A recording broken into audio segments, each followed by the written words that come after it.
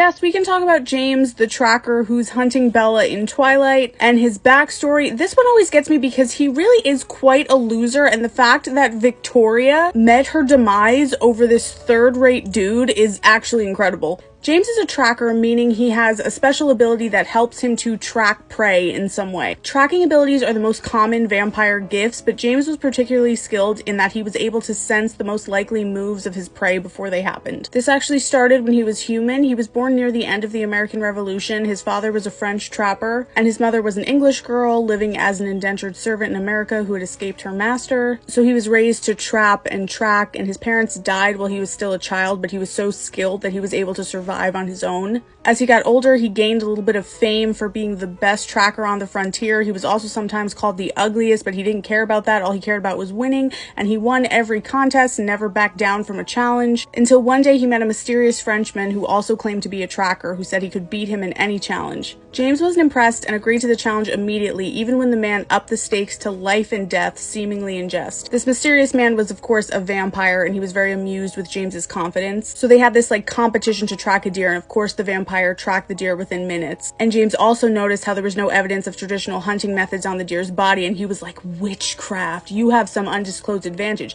If I had your advantages, I could definitely beat you. Amused, the vampire bites James and runs off laughing, like, we'll have a rematch in 10 years. James adjusted to vampire life pretty easily. He really appreciated his new heightened senses, and he was surprised to find he wasn't considered ugly anymore. This is illustration in the guide, but he didn't care about that. Within 6 months, he tracked and unalived the Frenchman. With his new abilities, normal tracking became boring for James. So for a while, he'd make up games to make tracking humans more exciting, but he was so good at it, that also became boring, so eventually he started tracking vampires. He liked the heightened stakes, and this is how he met Victoria, trying to track her, but no matter what he did, he could not catch up with her. And this is because Victoria kind of has the opposite of his gift, where she's especially good at evading enemies and knowing when she's being hunted. Eventually, James became more intrigued with learning about Victoria than hunting her, so she allowed him to catch up with her. There was an instant attraction between them. Victoria considered James to be her mate, but James never took it as seriously as she did. He didn't consider Victoria to be a failure because he did catch her and claim her life in a way. James's only failure in his eyes was Alice. Alice was James's singer. He was tracking her around the time she was in the asylum, but as we know, the groundskeeper vampire working there turned her before he was able to. James had no objective when they first came across the Cullens, but Edward's protectiveness made Bella an exciting hunt, and seeing Alice made it irresistible. And then Victoria, master escape artist who wasn't villainous at all before she met him, met her end avenging this mediocre creep.